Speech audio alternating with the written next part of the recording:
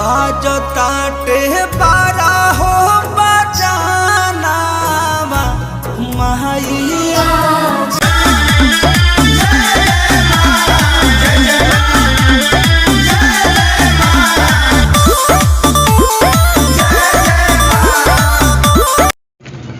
नमस्कार दोस्तों, मैं आपका दोस्त विश्वम्भर पांडे और आप देख रहे हैं यस न्यूज भोजपुरी।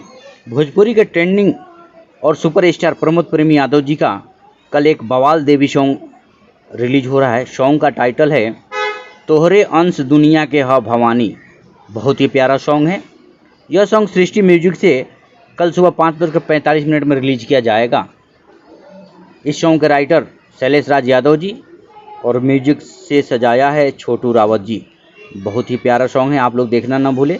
तो कल सुबह 5:45 में सृष्टि म्यूजिक पर जाएं, गाने को ढेर सारा दुलार प्यार दें। साथ ही अगर आप हमारे चैनल पर नए हैं तो चैनल को सब्सक्राइब कीजिए, ढेर सारा दुलार प्यार हमें भी दीजिए। नमस्कार, प्रणाम।